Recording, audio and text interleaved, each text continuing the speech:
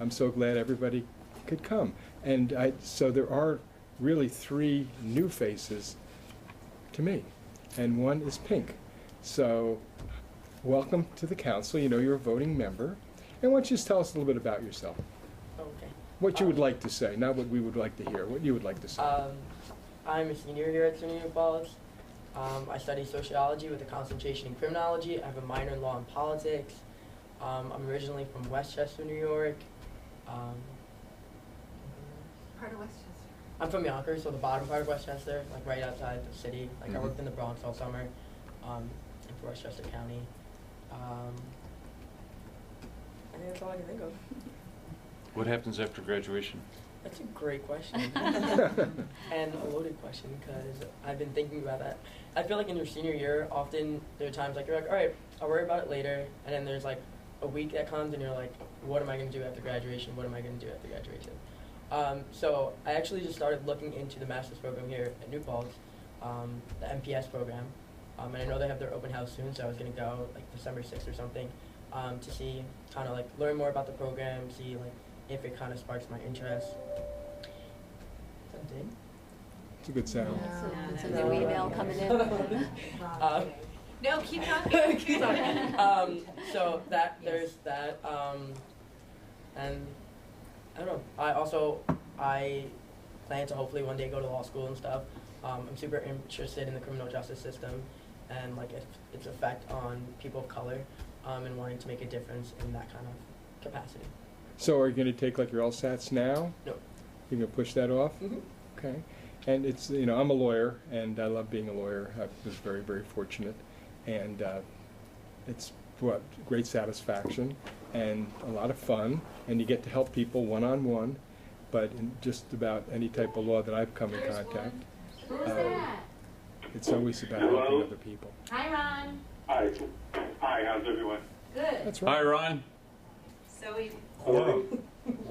Thanks for dialing in, Ron. No, we just not, actually. Okay. So All right, good to be there. 1, 2, 4. There are 4 of us. Hello? We have Ron. No, you have 5. 1, 2, 3. Oh, no, you don't. I already texted Vinny. We're waiting on 3, Vinny. 4. I haven't heard from him. Okay. Oh, no. I was tied up, but will. Okay. So is that a quorum? What? It's 4 is enough to vote. 4 to 7. Right? No, Before you said 5. Waiting for my one the person. form Yeah, 4 we're waiting for need to Vinny to vote. call in. He just texted me that he is doing so right now. Okay. Okay. So we can keep going around the room. Just say hi. Hi.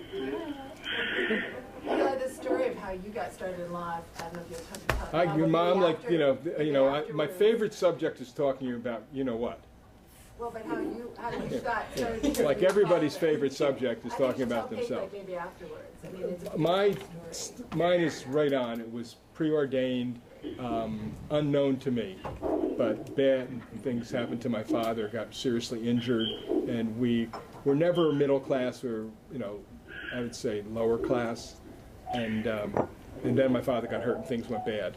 And a lawyer went to different lawyers, and there wasn't really a case, and then a lawyer helped my father get, you know, some workers' compensation when I was 13, and that was the central act of my life. And then I just knew that the lawyer was there when nothing was going for you. You had no alternative. Your life is, you lose your job. You're injured. You can't live. You can't pay rent. You can't buy food. What do? Get a lawyer. And that's what lawyers are for, to help people in need. And that was always out there. And then I was very fortunate. That's why I'm a public education supporter, because I received scholarships. I went to Albany, changed my life for the better. And then I did the law. That's why I asked about your LSATs. So I did fairly well in college, and so law was always something I was thinking about, but can I really become a lawyer? With, you know, no money, you know, then we moved to low-income housing, which was the nicest place I ever lived. We lived in Colonial Gardens projects in Kingston. And then, but to get to be a lawyer, you know, like my father said, how are you going to afford it? And first thing is, can you be a lawyer? And so it was fairly competitive then in the 60s. And I took the LSATs. And then I got the LSATs in the mail, and I got a good score.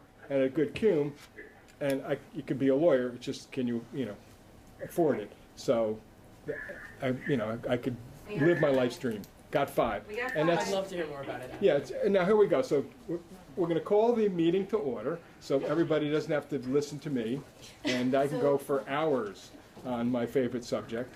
And so great. So thank you for calling in. Can you hear us? Ron and Vinny, can you hear me? Okay, Great. good, good. Great. So we're going to officially call the meeting to order. And the first thing I'm going to do is ask for approval of the minutes. I approve the minutes. Thank you, Eleanor. Is there a second? Second. Thank you, Pink. All in favor? Aye. Aye. All in Oh, favor? great. Great. And great. And now we've already started, but maybe, first thing I was going to do is introduce our new member, Pink, who's made her own introduction. And Pink represents the student body. And so you got elected, right? Yes. And as part of your official duties are to participate here at the council. Yes. And so, did you get any hints from anybody about what to do here? They have to mute their mic. He's on a respirator. Yeah. I know that sound. I know that sound. It's either that or he's underwater. Is that Lloyd Bridges? Okay, because we're getting a lot of background noise. Okay. All right, thanks. Okay, great. So you're here and participate, and we're glad to have you. Thank you. And we'll benefit from your experience because you'll be the ear and voice of the student body here. Thank you. And then there's another one. So we have Barbara Lyman. Why don't you tell us a little bit about yourself? Certainly, thank you. I am happy to be here at New Paltz, serving as the Interim Provost and Vice President of Academic Affairs for 2019-20, while the university undertakes a search for a permanent provost. I bring with me experience in academic administration from several public comprehensive universities or colleges, many of them similar to New Paltz. With that experience, I think I'm on sound footing when I say that SUNY New Paltz is an exceptional institution. It does an excellent job on many of the dimensions and on many outcomes for universities that are often called universities of the people. And so I'm very happy to be part of the team working to maintain momentum towards the achievement of the academic mission and to help in any other way possible during this academic year. Thank you very much, and I know President Christian Don's going to tell us a little bit more about you when he gives us a report. And we have one other new member, and that's Ms. Bishop. Hi, Judy. Hi, How are I'm you? Judy. It's nice to see you. My Remind pleasure. me never to sit next to you, though, because I'm a huge comedian, and you don't want to instigate I'm not that trouble funny. on the- Okay. So you want to sit next to me because I'll make you look really good. So I'm a member of the Alumni Council. I'm here representing the Alumni Council. I'm a graduate from the class of 1982. I've been working on the campus on and off since 1988 in various admissions capacities, currently in international programs. I live in New Paltz. I raised 2 children in the New Paltz School District and very embedded in the heart of soul of New Paltz itself, but more particularly SUNY New Paltz. I've been able to enjoy the evolution of the campus from no president to Dr. Alice Chandler to Donald Christian. It's been a lot of ups and downs, but a really sweet evolution in programming and socially and facilities and everything. So it's been fun to be part of this family. That's me. Well, welcome. Good. Thank you. I guess at here at our table, but you've been here for a while. Yeah. Okay. And now I was doing just everybody get to know each other. So Tahina, I think you would be next, right? Tell us a little bit about yourself. So I joined the President's Cabinet in January of this year, and as such was invited to also participate in the College Council, which I'm glad to do. I co-chair the college's Diversity and Inclusion Council, because I am also the college's Chief Diversity Officer. And I was part of a large and very comprehensive effort to address the building name changes over the course of last year, 2 years ago. And so that was actually one of my introductions to the College Council, and I'm glad to be here and to learn more about this process and ways that I can continue to support from my role. Great, thank you. It was a lot of fun and exciting last year, and and now we're in a new year. New And stuff to do. yeah, here we go. And Mr. Enrollment, Dave, I told you.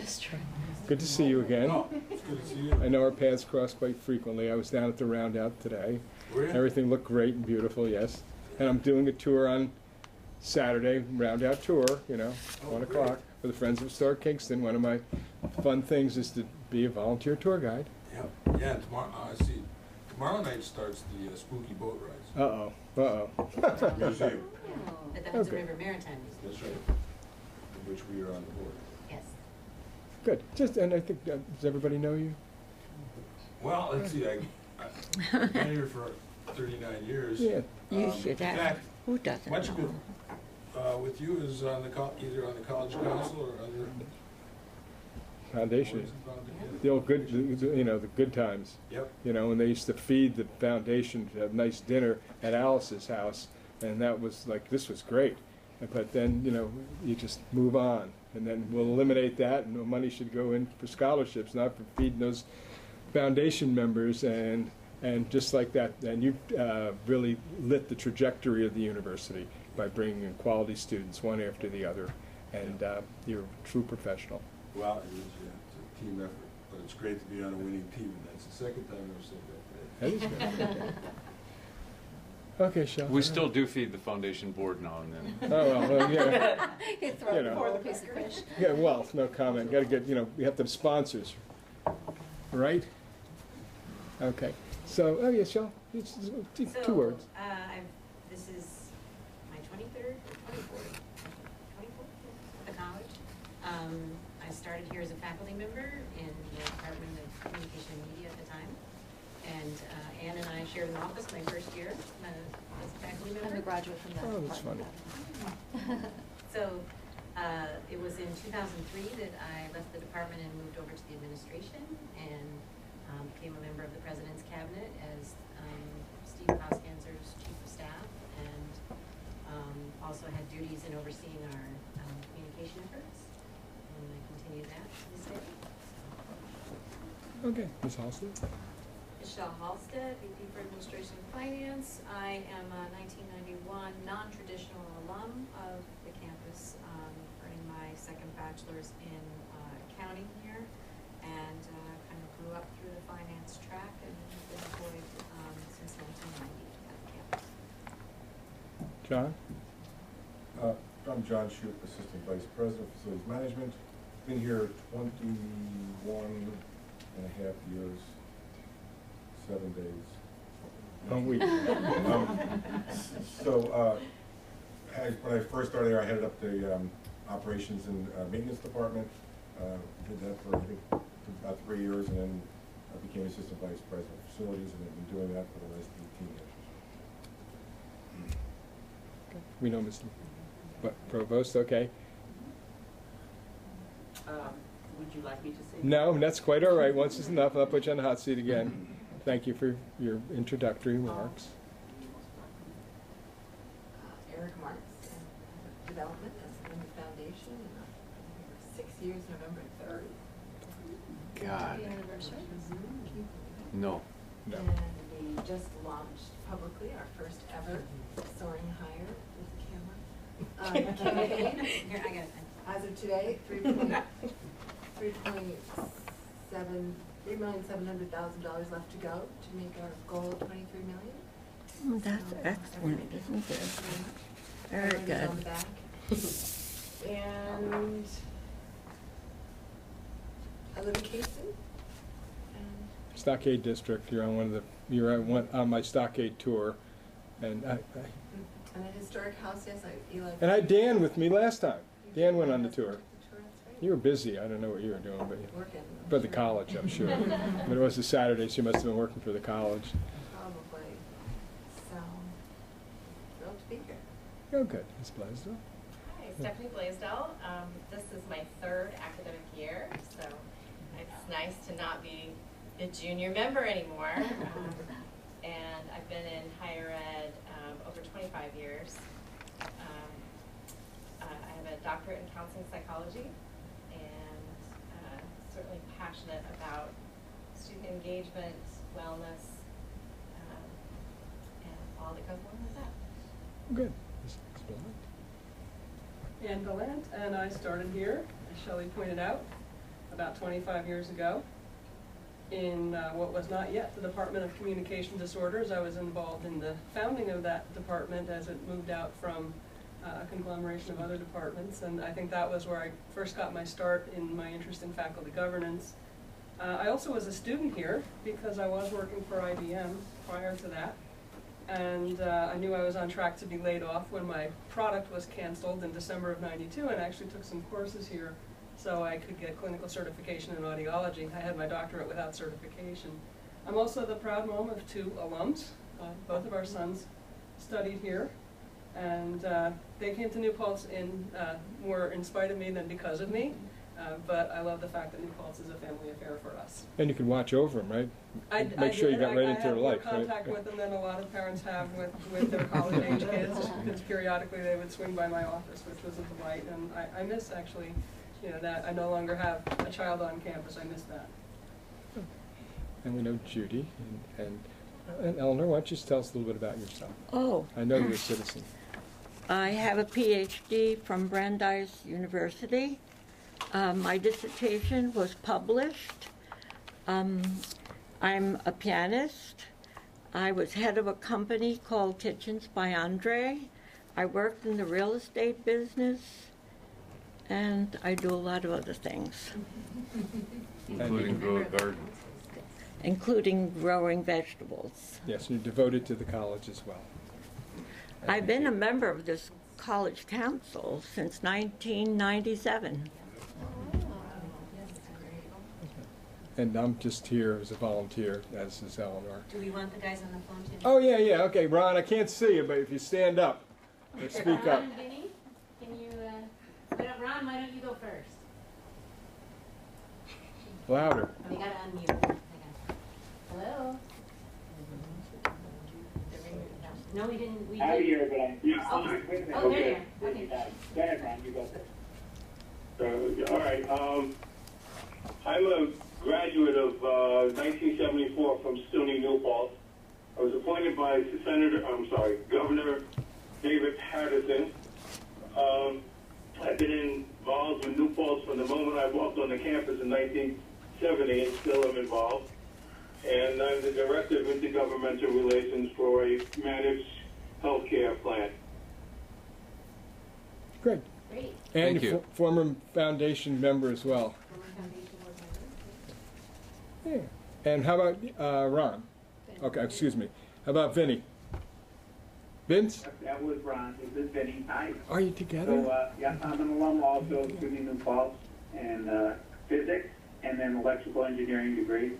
And moved on to IBM. I actually was going to school while I was working for IBM, where I was a vice president, retired after 30 years, run my own company now called Galileo Technology Group, which is a economic development and manufacturing technology support company, consulting company. I don't know how long I've been on the College Council, and for a short while I was also on the foundation. Great. Thank you very much for your volunteerism. Now, how about Donna, President's report? Sure.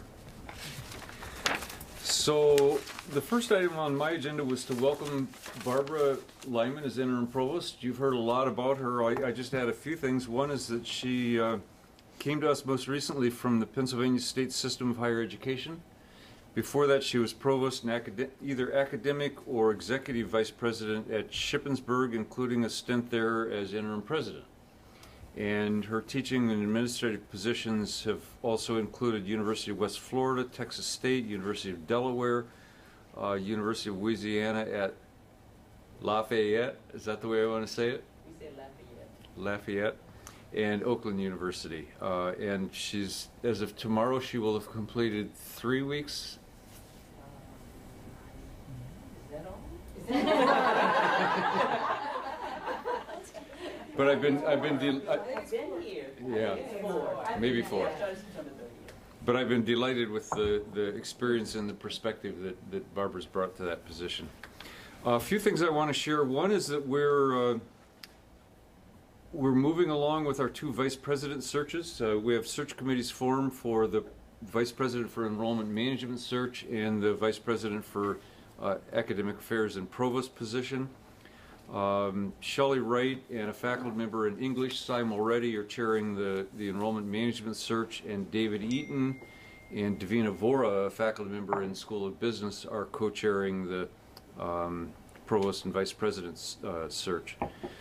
Both committees have been charged. We have a consultant visiting campus next week who will be meeting with many members of the community to learn about those positions, the institutional interests, and we're eager to move those searches along. This Saturday we have our fall open house for prospective undergraduate students and their parents. It's always a time for us to showcase the campus. We always pray for nice weather, but I think we show well even when it's rainy. I had a parent once tell me that that for the campus to show well on a gray day really is a good sign of what we have going on. Brief enrollment update. We compare our numbers with last year, and we're up this year about 100 undergraduate students over last year. We're up about 43 graduate students over last year. And as I look across the SUNY system, the patterns are very mixed. We have campuses that have reported increases in both, like us, some that are down in both undergraduate and graduate. I know one campus is down fairly dramatically in undergraduate enrollment, but up a little bit in graduate enrollment. So that's pointing to the challenge that we have in being sure that we sustain or grow our enrollments because we are so heavily tuition dependent. I'll speak briefly about one initiative we have underway, which we call Excellence in Academic Advising. And putting this in the broadest context, as we talk about growing our enrollment, we're thinking about two key patterns. One is recruiting more students, but the other key piece is how we retain the students who are already here. So if we can retain more students, we can keep our enrollments and tuition revenue high and strong. So the Excellence in Academic Advising initiative is one that we're undertaking. We're one of, is it a dozen campuses, David? A dozen campuses involved in what's a comprehensive, it's a standards and evidence-based process that provides a framework, it provides tools, provides expert guidance for us to complete a study that will inform an action plan for how we go about improving our academic advising. We know that's a key part of student success, and it's one we want to keep building. As you've heard, we launched our first ever fundraising campaign titled Soaring Higher. The campaign for SUNY New Paltz has a $23 million goal. We're already well over $19 million toward that goal. The cards that you've all received outline on the back some of the key priorities. But of course, if someone comes forward with a $10 million gift to help us build a new wing on a building, we would elevate the target. We had a wonderful alumni reunion last weekend. I think nearly 500 alums back. Is that correct, Erica? Yeah, I think it was actually over 400 alumni and guests. Yeah. But the most in the last, gosh, 6, 7, 8 years. Tremendous spirit. The campus showed well on a beautiful day. People raved about the interactions that they had with our students during their time here. Raved about the appearance of the physical campus, John, and so that was a really a positive event. Last item on mine is to share with this group our upcoming Distinguished Speaker Series presentation, which is this coming Monday evening, 7:30 p.m. It's titled "To Be or Not to Be," and it's an intergenerational fire chat between two New Paltz alumni. They'll be speaking about purpose, personal and social responsibility, and the question of what does it mean to be oneself in times of challenge and change. And the two alumni are Janice Adams, who's a 1967 graduate and a 2018 honorary doctorate recipient. She's an award-winning journalist, historian, author, publisher, talk show host. She was NPR's first national arts correspondent.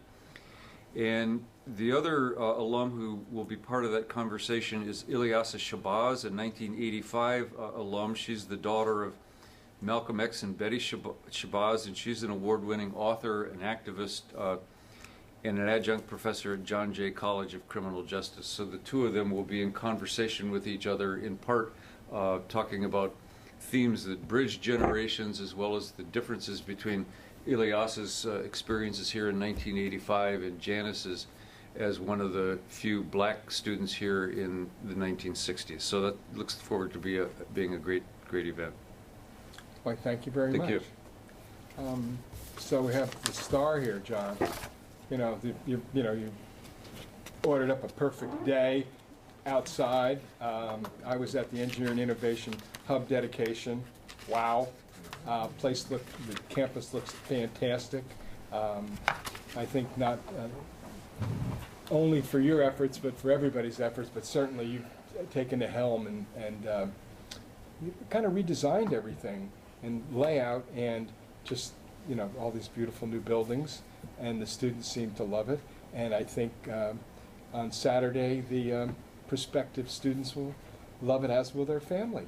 So we're looking forward to having them, and I will share your compliments to my staff and the folks. And I mean it sincerely. I just stay out of their way most of them. I remember looking out of the, like 30 years ago, looking out and seeing like a hodgepodge layout, and then here in the plan how there's going to be some symmetry and organization and design features bringing the campus together, and it didn't seem possible. And now it seems like this was the way it was always meant to be. Master planning and about $500 million. You got it. Well spent. Make some changes. Yeah. Well spent. Thank you. So, tell us what's going on. Well, again, it's great to be with you folks again on my annual presentation on new Paltz in the facilities world. So I'll run you through where we are right now.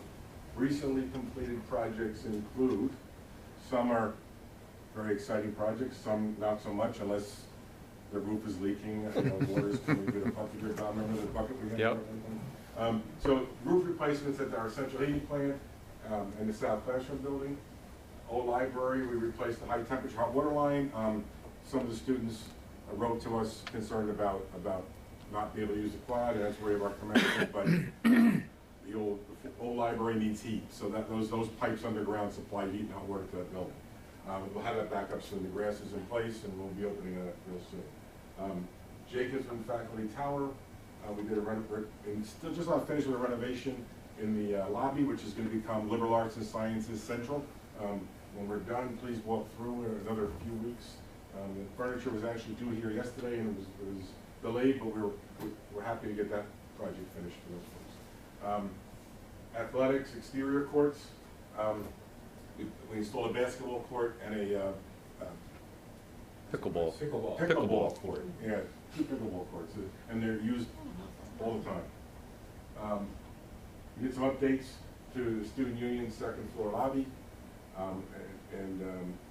we Route 32 parking lot. Folks saw that go up last year. We realigned the crosswalks out front, added a traffic light, and on the south end a push button where the crosswalk lights blink and make it safer for our folks, mostly students across there. Fine Arts Building, elevator upgrades. We rebuilt the elevator in Fine Arts Building. It was a freight elevator that was also used as a passenger elevator, and it was not operational more than it was operational. So that was an overdue project, and we're glad to have that one behind us. Student Union, Paragon Dining Hall, dish room, installed we talked about a dishwasher. It's about 8 foot long and about 6 foot high. It's a monster. We installed that and installed some coolers down in the student union for our colleagues at the food service. Installed a DigiFab lab and a movement studio, a dance studio over in Smiley, and Fountain Hall. Our first bathroom renovation. We've renovated some res halls. The Parker Quad bathrooms need renovation. The building's in great shape. New windows, roofs, carpet, lights. The bathrooms are tired. So we have a project now. We're planning probably the next 6 or 7 years out to replace all the bathrooms in all the res on that side of campus. Smiley Arts in McKenna, the interior had old tile floors from 1960s. There wasn't much light in the building. The lights were old and tired. You'll let you think. I mean, you've been in there. So, and also McKenna. So last summer, over the summer, we took everything out, ceilings down, abated asbestos, new ceiling, new lights, all new floor tile in both buildings. So another project, and only $2 million. I'm going to need to find, when I do campus tours, I always took people through Smiley, and I would say, I'm going to show you the good, the bad, and the ugly. And that was both the bad and the ugly, and now I need to find a new one. We'll find you. The Engineering Renovation Hub, Eli mentioned that earlier. We're thrilled to have that building up, and the feedback from everyone is they love the building. And this building was called a campus let. It was not managed by the State University Construction Fund or the Dormitory Authority. We did this project in-house. And Megan Smaler is our interim director of design and construction. She headed up this job. Great job. Fantastic. Really fantastic. Really super impressive. And some of the work, you mentioned about how things look different. It was a site renovation project. You can see it's almost $20 million. It's been 10 years, phase one, 10 years in the happening. So, including the Mohawk Walk, the Route 32 parking lot, again, more of the Route 32 parking lot, crosswalks, transportation hub, the concourse, and Mohawk Walk West, and we redid the Peregrine Hall complex there. So quite, and also plantings around the ponds helps keep the geese away, and we green that up. The greenery also helps shade the pond. It's better for cooling, and it's better for the health of the pond. Nice. So in design, we've got student union roof. It's the original roof on the building. It's been like needed replacement for many, many years. And in order to do that, we need to, again, in the ceiling there's some asbestos. We need to remove that asbestos. It's sprayed on, it's fireproofing, which means we have to gut the entire 4th floor. So if you see, it's a $6.3 million project. The roof itself is about $800,000. The rest of it is the 4th floor and all the associated design work. So that's a job that's another project long overdue. And we're glad to get this one started. We're going to be beginning next summer actually. LED interior lighting. We have 8 buildings. We're going to be relamping the interior with LED lights. We've done 5 buildings already. Again, a partnership with Central Hudson. We pay 50 cents on a dollar, sometimes even less than 50 cents on a dollar. And they pay for the rest. It's a great program we've taken advantage of over the last 5 or 6 years. All of our site lighting, our exterior lighting used to be that yellow, high-pressure sodium lights. It's all bright LED, uses about 1/4 of the power it used to use, great savings for us. And again, our partnership with Central Hudson has been terrific. Studley Theater, we need to put some curtains on the windows and audio-visual equipment in there so they could show movies at night, during the day, and at night, and be able to use that building a little better. Campus, replace the facade in the Fine Arts Building, which is right here. The building is a panel system. They look like brick, but they're only about 3/4 of an inch thick, and they come in panels. They're falling off the building, water gutting behind them. So we are going to put a rain screen on the building. It's going to look much different than it does now when we're done. It'll be a rain screen, much like Worcester is a terracotta rain screen, and in the new science building is slate. This is going to be a metal type rain screen, and we're going to be replacing the windows at the same time in the building. That's starting next summer also. Campus signage upgrade. We had a committee together, a great group. We worked for a better part of a year to put a package together to upgrade our campus signage, wayfinding signs, parking signs, building signs, you name it. All the signs are going to be different. When you come in campus from the north, when you get this Science Hall on the north side, you'll see our campus colors, the blue and orange sign. That's what the signs are going to look like. That's one of the first ones we installed. And then again, on the dining hall, and then the Peregrine Quad, we have some of the new signage. Those are the banners, ribbon signs. Again, this is all, most of this is starting next summer. Scholars mentorship program downstairs in the student union. We're going to reallocate some space and renovate it for the folks down there, and we're going to begin that over the winter, into the spring. Central heating plant, we have a makeup tank, not very exciting. We're replacing that. Masonry repairs at the student union and dining hall. We've got a bunch of crumbling masonry issues there. We're repairing that. We just finished all of our parking lots and sidewalks, replacing them on campus. Now we're back. When I first started here, we replaced the roadways. We're back to replacing the roadways. So we're going to be replacing the curbs this time when we do it with the roads. That's going to begin next year. South Turf Field bleachers. I showed Stephanie a picture. Phase 1, we got the asphalt in, and by the spring we'll have new bleachers and a tower for videoing the soccer games. Window replacement in storefronts at Jacobson Faculty Tower. That's replacing all the windows, doors, storefronts in that building. Lecture center lobby, and the HVAC equipment and the tunnels on each end. We're replacing all of that, which will take that building offline next summer. Be a little work happening into the fall, but that building will be offline next summer. Along with the student union. So we're now looking for alternate locations for all our programs we have over the summer. Gage Hall bathroom remodel. We're in. Eleanor, Eleanor have a Yeah, question? Oh, sure. Yeah. I would like to know if these figures are estimates and how they come to be. So when we design a project, there are different phases. And there's a schematic phase, and there's a 30, 60, 90% documents, construction document phase. At every phase, we have an outside estimator come in, look at the package, and give us an estimate. So it's estimated at least 4 times. And again, when we first put a project into the State University Construction Fund, they have a costing group, and they provide an estimate. So at least 5 times we run estimates. And much to my boss's chagrin, Michelle's chagrin, sometimes they creep up as we go along. And there's always some scope creep. You know, we want, while we're doing this, let's do this. Well, it all costs money, so we're constantly wrestling with that, making sure we get what we need to get done and whatever we can afford extra. You do it. Yeah. Oh, At least thank 5 you times very the much. estimate. And then, you know, then it goes out to bid, and you get a price, right? And then during constructions, there were things that happen. So there's change orders that come in, they're extra work.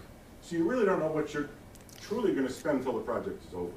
You know you're close, but you know you never know how. You open a wall up, you don't know what's behind it, and that could cost some money to take care of whatever's behind it. Thank you. Well, May I ask? Can I ask a question? Sure. Sure, Ron. How are minority vendors chosen or contractors chosen? Or what percentage do you have? so there's minority and women-based contractors, and also disabled veterans. So that's up to 36. That's up to 36% of the total project. We are every project is looked at by folks up in Albany, and they give us a number of what should be minority or women. Minority and women entities make up usually 30% of the project. And I think veterans is in at 6% range. So it's about somewhere between 30 and 36% all said and done. Do we achieve that at New Paltz? We do. We do. Okay, thank you. Well, And I would add, I know that we work hard at it as well. With some types of projects and services, it's really difficult to find a minority or women business enterprise that does that work. And Judy, did you have a question? Yeah, a quick question about the timing. When you said those buildings were going to be offline next summer, do you mean summer 2020, and will that spill into August? I mean summer 2020. If we want to be wrapped up with everything before classes begin, there will be some work happening after classes begin. Okay. That will impact, hopefully not impact, what we're doing here. So, Very but minimal. you've got a. We've got plan A, B, and C right now. Okay. The fourth floor sub will be a year-long. A year long. project. Fourth floor will be down for a year. Okay. The building will be empty for the summer because part of that project means we won't have air conditioning. It's the same with lecture center. Mhm. We're not in the entire lecture center building, but they won't have any air conditioning. Okay. So that's why those two buildings are closed. And John, similar to other major projects like this that displace programs, we Yeah. have a plan, and we Yeah. work with the groups to make sure we're. Multiple groups right now putting things together. Okay. Yeah. So, lecture center we just talked about, Gage Hall bathroom model, I mentioned we did Fountain Hall. Now Gage is, as we're completing this work, next year's the second phase of that. We're already designing the next hall, which would be Gage. Awasting, fourth floor addition and renovation. The other three buildings in the Paragon Quad, we took offline, completely renovated the buildings, and put from a flat roof to those green standing seam metal roofs. We did that in 7 months. It's never been done by a state university campus. We were the first ones to do it. They called them summer slams. Other campuses are attempting them, really, really difficult projects. We have 2 other buildings that, since just renovating the building's not enough, we're gonna add a 4th floor when we renovate. It's gonna offset most of the housing lost over in College Shango, which is gonna eventually go over to an academic building. And we need the space for the students. So that will not be a 7-month project, that'll be a 12-month project. Again, beginning in May of 2020. That's a $35 million project. Wow. Yeah, it's the first project also we're doing with CM at risk, construction management at risk. So we're waiting, now we're working with a local contractor, Considerably Construction, across the river, and we're working with their subs now to get us a guaranteed, GMP, a guaranteed maximum price. So instead of, like I mentioned earlier, going to a job and getting change orders, this is a guaranteed price. And they need to finish it on time. What would it cost just to build a Wasting 4 floors? Would it be 40 million, just new construction? I think it would be in the $40 million range, yeah. So it's very little difference, right? Yeah. But it'll be all renovated, the bottom 3 floors will be renovated as well? Yeah. And so it'll be a brand new, in effect, a brand new dorm. When we're done, it's a new building, yeah. And again, with adding those extra floors, we couldn't, there's some economies of scale. We're able to do that a little less expensive than if you were to build a new building. The Fountain Hall bathrooms, I mentioned earlier, phase 1, we took care of that. So phase 2 is just finishing design, and we'll be doing that next summer to complete that building. So currently in construction, so we have some hardscapes, sidewalks, FAB mechanical room upgrade, storefronts in multiple buildings. It's including in this building, in the Student Union, we have those, we call them those brown pillboxes that they added some years ago. And when we're done, there'll be a glass structure built into the overhang of the building. It will look like it's made as part of the building and not an add-on like it is now. Exterior lights I mentioned earlier. Oh, I'm sorry, this is exterior lights. We had that in a few different phases. This is phase 2. After we replaced the light fixtures through that Central Hudson partnership, some of our poles were rotten. Some of the stanchions needed replacement. Some of the wiring underground needed to be replaced. So we did that with this other phase of the project, and that's wrapping up now. Campus water master meters. We're working with the village right now we have master meters at every building, or water meters at every building. It's quite an effort quarterly to read those meters and make sure they're all calibrated, everything works properly. So we backed off a bit, and there's 9 water mains that enter our campus. We're going to put a meter on each one instead of metering at every building. We still internally will meter at every building so we know what's happening, but what we're getting billed for will be the meters at the perimeter of campus. Old library roof, that that was supposed to begin late, or actually it's just about now, got delayed, so that won't begin until early spring. We'll get it done in early spring. Replace stairs in a flat work in the administration building. That was just out front. We did that in a week, just over a week. We wanted to get it done by alumni weekend last weekend. And I think very early in the morning, 6 a.m. Last Saturday morning, they were installing the mums and putting the plants in. So we got good. great local contractors, a wonderful job for us. Yeah, I noticed them on the way and look great. Yeah, yeah. So the stairs walking up, Eli, is the granite stairs. They're going to be replaced. Stainless steel railings, and then we're also working behind the steps to come out. So it's not quite done yet, but what we could do last week we did. Central heating plant efficiency study. We talk about being more sustainable, being more efficient on campus. And we look at every building we construct or renovate, how do we make it more, it's called a deep dive energy retrofit. How do we make it more efficient? Well, I mentioned earlier our central heating plant, supplies heat and hot water to mostly all of our buildings on campus. If we were able to make that a % or 2 more efficient, we've just increased the efficiency of every building on campus by a % or 2. So we just kicked that off. We're really excited to see how that plays out. Making sure we operate the plant correctly, making sure all the parameters are met, and maybe there's some improvements we can make to make it more efficient. All right, so future projects. Some masonry repairs over at Old Main Building. As you can see, some of the masonry's falling off, and that's the best picture I could find now. We have worse ones for you. Bless you. Emergency generators on campus, we're replacing some of those. They're 20+ years old at this point. Condensate line replacement that has to do with our air conditioning system. We're working with our colleagues in the IT department. We're big on master planning. We have a multiple facilities master plans. We have a res hall master plan, and the IT folks, we talk to them about putting together a master plan. So we're just going to help facilitate that for them.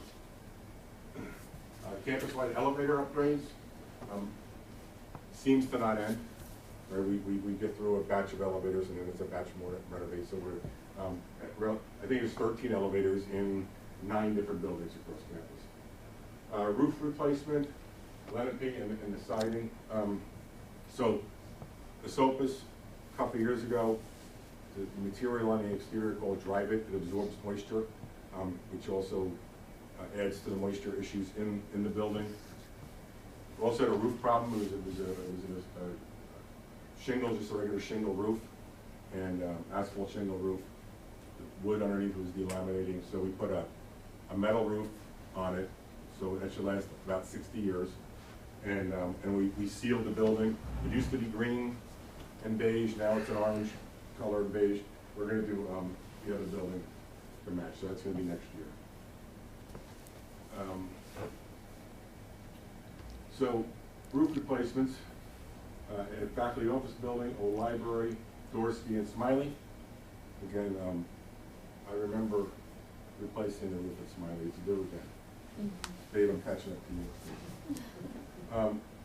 So we're doing a feasibility study, looking at some options for sites for apartment-style housing. College Hall renovation. That's a small ticket item, $88 million right now.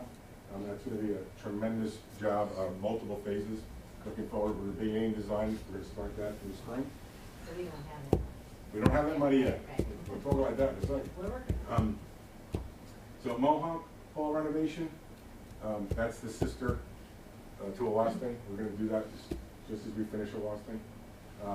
Renovation of Old Library, and the Peregrine Dining Hall renovation. So those are some of the larger projects coming up. We're actually working on already, beginning design work. So last year I mentioned when we finished up our facilities master plan. Talked about our campus, the size, a bunch of different parameters. And we weren't quite finished when I spoke to you about it, but the study's complete. And I just wanted to point out a couple of things. We sit right here, and this is square foot per full-time enrolled. Different programs require a different amount of space, varying amount of spaces. If you average it, it's about 150 square foot per full-time enrolled. We're about 103 square foot And these are some of our sister campuses: Fredonia, Geneseo, New Paltz, Westbury, Oneonta, Plattsburgh, Potsdam, and Purchase. The lighter shade is the academic space. The darker shade is support space. So you see, most campuses, you need more support space than you need academic space. It's about a 60-40 split. So we are the smallest SUNY comprehensive for the amount of students we have. We're figuring we're 570,000 gross square feet short in space. That's what our current space need is. That is 7 science halls outside. Science hall is 77,000 square feet. So we make do with very little space. If we get that 570,000 square feet, it'll put us just below Oneonta, which is the second closest campus to us. We're the smallest, they're the next smallest. So it's about 20% of our campus footprint right now. That's how, you know, we talked about it for years and we're short spaced, and we put together a pamphlet here that we sent up to SUNY. I'll share with you folks. An advocacy document, pass them down. I'm talking about our capital space needs and how it affects our campus. When I say we put this together, Rich Winters and Shelley Wright's group, OCN group, they put it together. We did it last year. We sent it up to SUNY Central and the construction fund, and they said they never saw one from the campus before. This is the first time someone's put an advocacy document like this together. So if you look at it, it talks about our space needs. Same graph is up there, same chart. Actually, the first one I showed you. And we have talked about it. SUNY knows. The construction fund, State University Construction Fund knows. Now and they've known for some time. Is it all just historic, the way New Paltz developed and this has never caught up? Yeah. And Bob Halen is the Vice Chancellor up at SUNY for capital facilities or the conferences. Shoot, I know you need a building. No, Bob, I hate 7. You know, it's a critical space need, and any advocacy that you folks could provide would be beneficial. And is it for academics or residents or both? Or? This is not counting the residents. This is just academics. That's another space shortage we Yeah, have I know is the that. residence halls. And actually, we had some good outcome from the lumps. Yep. So, I don't know if you want to explain, what was it, 27 million that we weren't expecting to get, but we did. Yeah. from the Your lumps. question first? Yes. Are the 8 colleges comparable? Yes, yeah. So this is, they're SUNY comprehensive, and it's per full-time enrolled. So some have more students, some have less, but that space is per full-time enrolled. Right. It's per person. Yeah, so the office of the budget is really the governor's office. We had a little bit more control over our spending and how we spent our capital. We get an allocation now, but most of that allocation doesn't come to the campus. It comes to the state construction fund to manage, and it's called the lump. It would be changed from the big lump to the lump. That's what they call it now. And every project in the state gets a score, gets a ranking and a score. And there's a committee at the end of the year, in the fall, they go through and they select the projects that They'll support. They'll support. We had 6 projects in the hopper. So, and they gave us funding for 6. Right? We had 7 in the hopper, they gave us funding for 6. So, which is great problem to have. But yes. it means they were designed, and the design was sitting on a shelf. So that means this summer we're going to be breaking ground on close to $80 million worth of work this summer. Not the way we would plan it, but it's the way it came. The way it's going.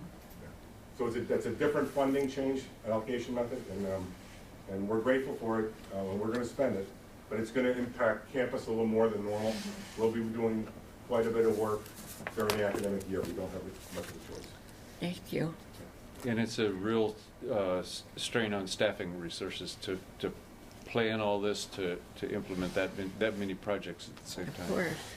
We typically have in the neighborhood of 30 to 40 projects, somewhere between design, construction, and when you're done, punch list. You're always back for a year or so with punch list items. Right now we have I believe it was 69 or 70 projects. Amazing. In the books right now. Immense work. I only showed you some of them, the larger ones. There's many, many more. Very fine. Any other questions? I wonder why the council was not invited to the dedication of the building. We did invite the council. No, I bet we did. I never received an invitation, and this is not the first time. Oh, we did send out invitations. I'll have to look into that and see. But Yeah. We did send invitations.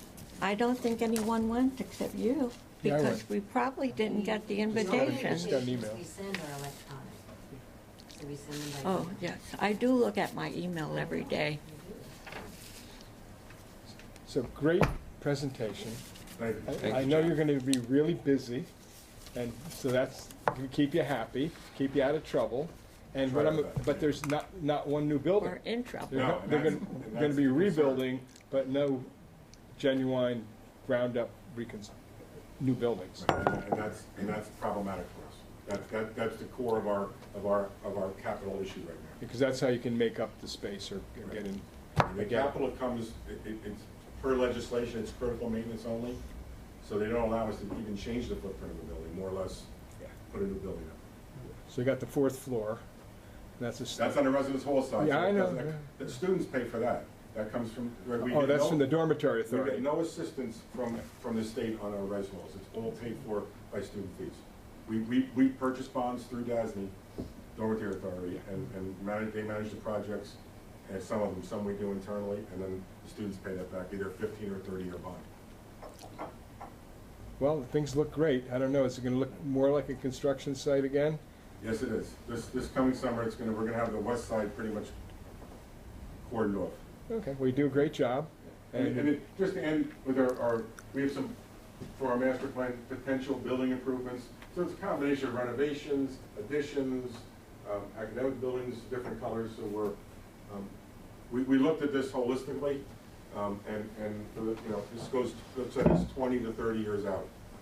And as money, capital comes in, we'll move forward on the projects. So I look at this master plan, honestly, at least once every day or two. Whenever, it's a great roadmap for us. It's not written in stone, but it's a great roadmap. Sure, John, Eleanor? what is that white space on the right? You see that empty white? Right here? Yeah, what is These that? are our neighbors on Tricor and Oh, Fairview. okay, Yeah. right. Intrude. Oh, yes. Any other questions? Okay, this is what we've been asking for the next plan. You showed this to you last year. The ones that are in the lighter color, we received funding for. Well, Thank you very much.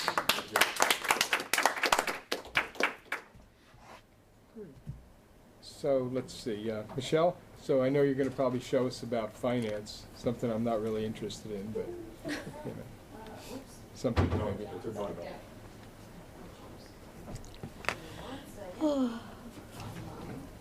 Thanks, John. You're welcome. Thank you.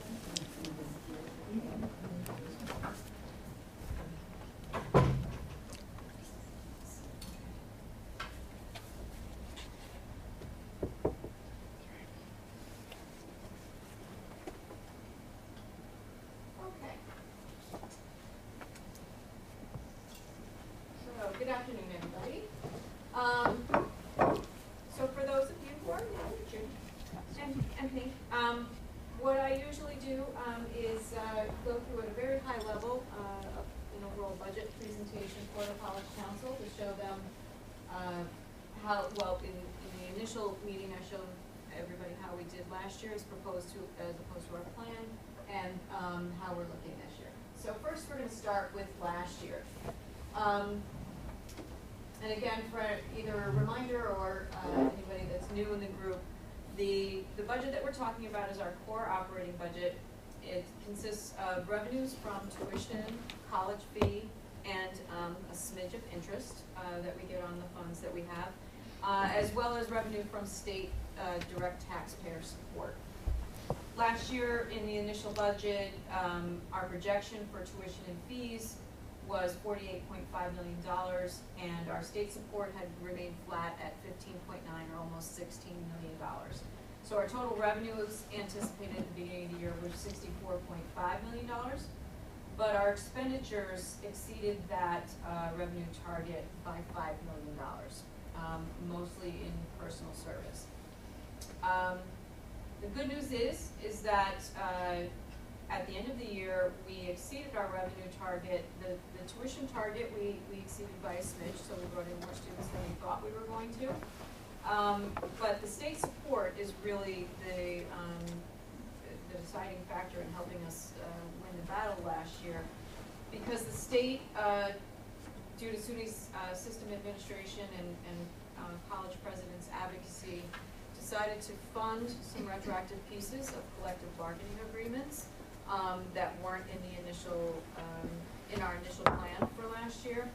And they funded them on our campus to the amount of almost $2 million. So $1.946 million came in at the very last second of last year to increase our state support revenues to $17.9 million, and our total revenues to $66.5 million.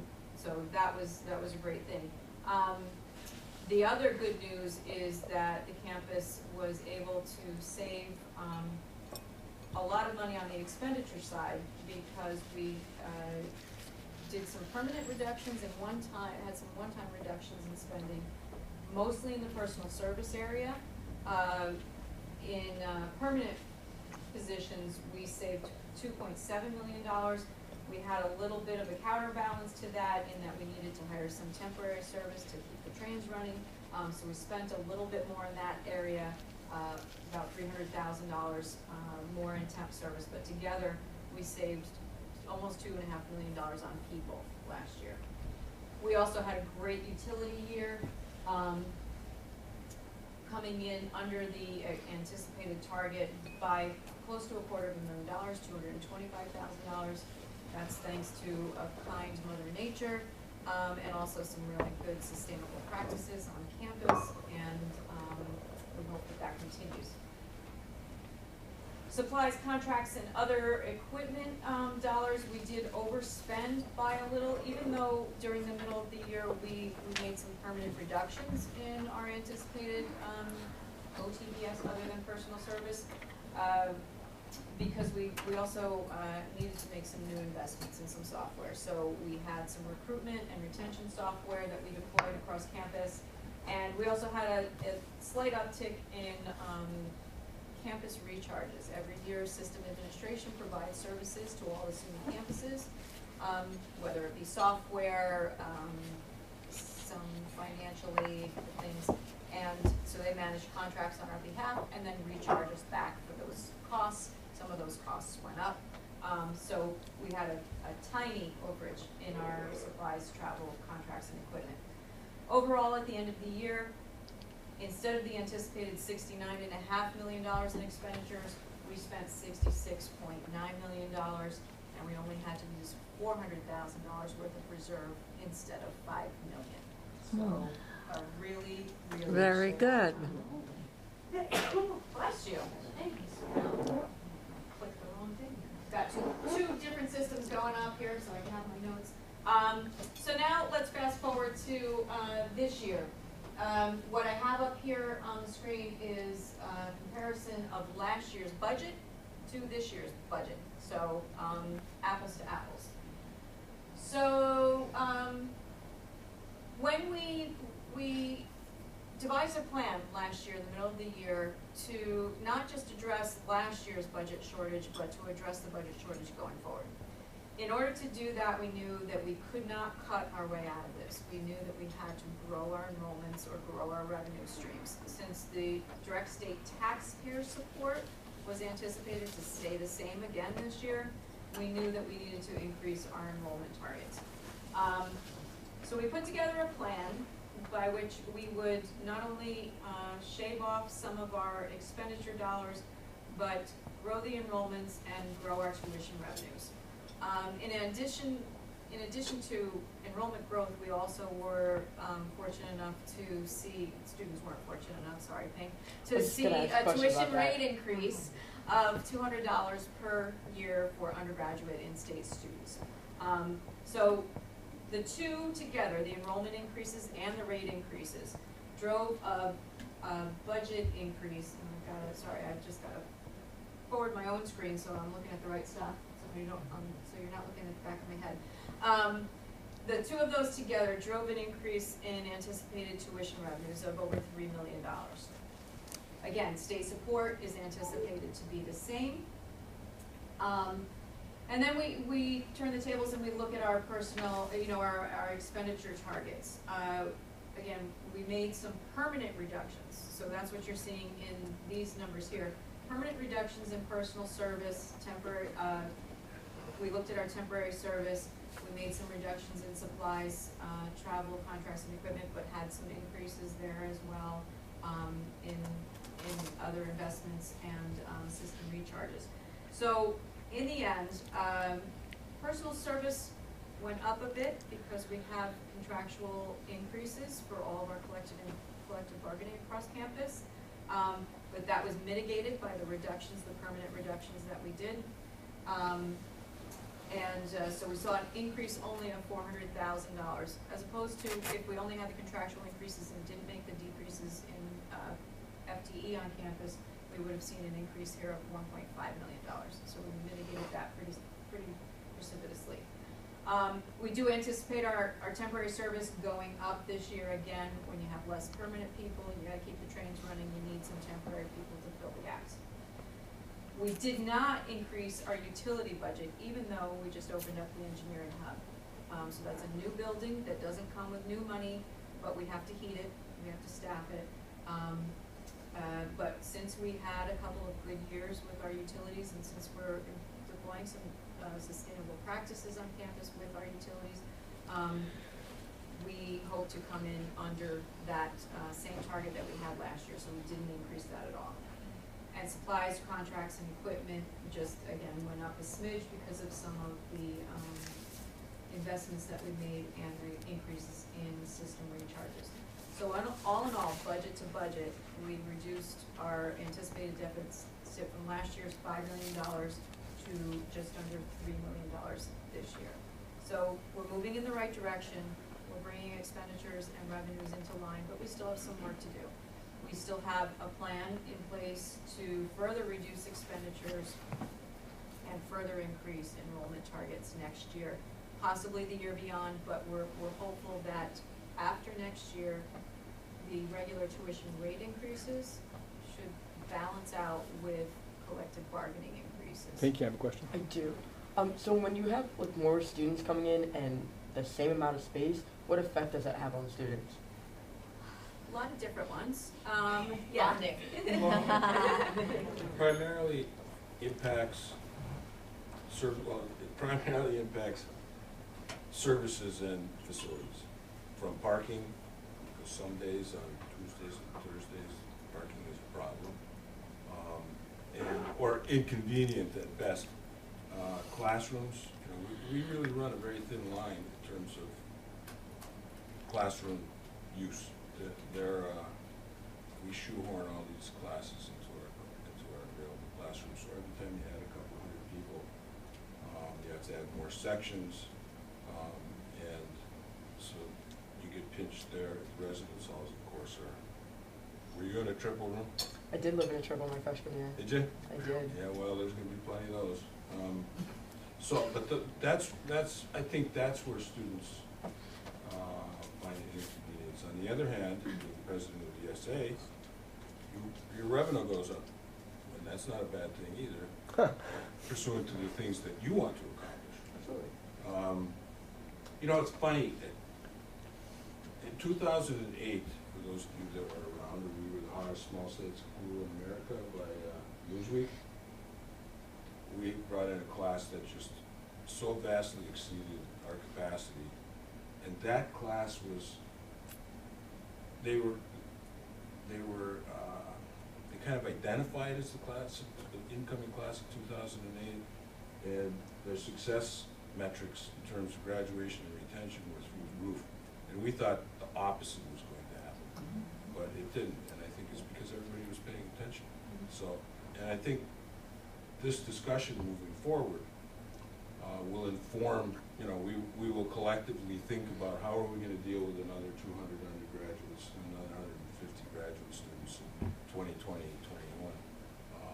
And if, as long as we're talking about it, we'll probably be able to do some grassroots things that make us able to pull it off.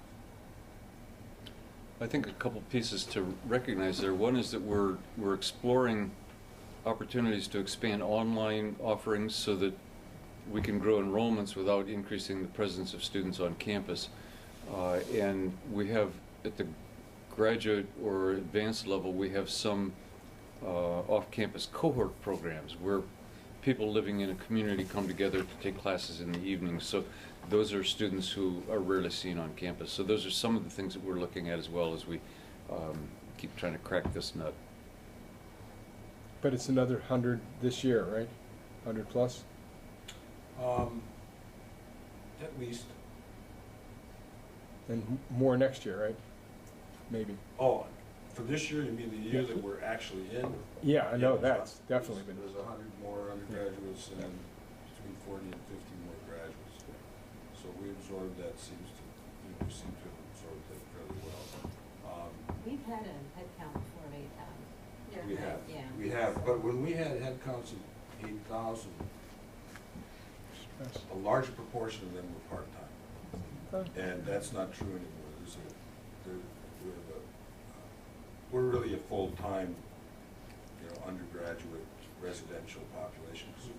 Only 3,100 of our students live in the residence halls out of the 7,000 undergraduates that we have.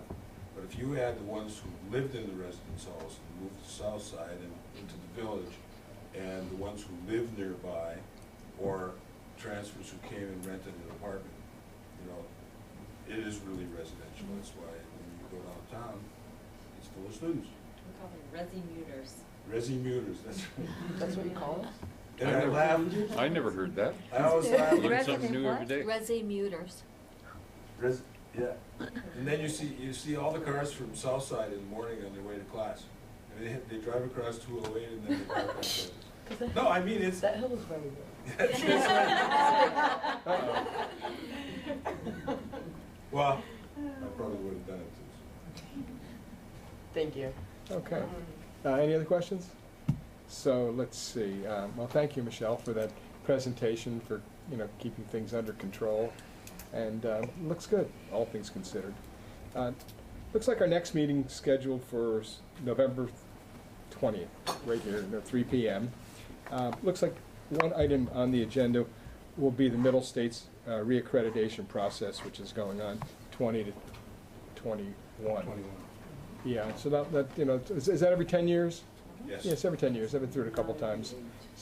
Yeah, this is the last 10 This years. is our last 10 year. Yeah, so that's just, it'll be on there. We'll be discussing that, and there'll be, I'm sure, a presentation with respect to it, and we'll get some information. Any other new or old business? There being none, do I hear a motion to adjourn? I motion to adjourn. Second? Second. All in favor? Aye. I don't hear anybody on the, but they're coming through.